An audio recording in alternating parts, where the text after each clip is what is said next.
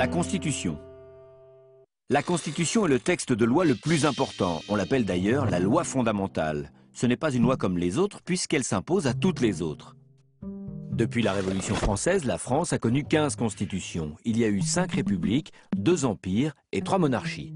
Nous vivons sous la 5e République voulue par le général de Gaulle depuis 1958. Le général de Gaulle l'a fait approuver par référendum. La Constitution définit le rôle du Parlement, du gouvernement, du président et du pouvoir judiciaire. La particularité de la 5e République, c'est qu'elle assure au président un large pouvoir. Il peut même dissoudre l'Assemblée nationale et convoquer de nouvelles élections législatives. Mais la Constitution n'est pas qu'une grande règle du jeu. Elle repose sur des principes. Ainsi, la Déclaration universelle des droits de l'homme, qui date de 1789, est intégralement reprise dans le texte de la 5e République. Tous les hommes naissent libres et égaux en droit, en est l'article 1er. La 5e République reprend aussi le préambule de la 4e République, celle qui a été rédigée au lendemain de la Seconde Guerre mondiale en 1946. Ce préambule est très important parce qu'il fixe les règles qui caractérisent ce que l'on appelle le modèle français.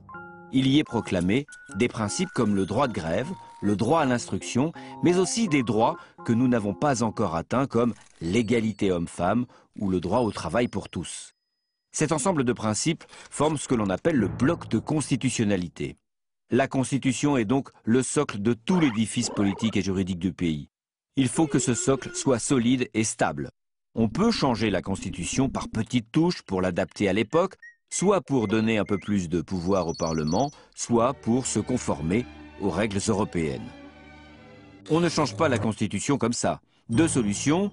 La première consiste pour le président à convoquer ce que l'on appelle le Congrès, c'est-à-dire les sénateurs plus les députés. Avec les 2 camemberts parlementaires, on fait un énorme coulommiers. Ça fait un peu plus de 900 parlementaires réunis au château de Versailles dans une grande salle prévue pour ça. La modification de la Constitution leur est soumise.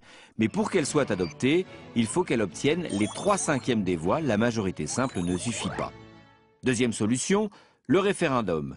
Le président peut faire directement appel au peuple pour ratifier à la majorité simple, cette fois-ci, une modification de la Constitution. Mais modifier la Constitution doit se faire très prudemment, parce que la 5e République a déjà plus de 50 ans. Et à cet âge-là, trop de lifting risque de défigurer notre République.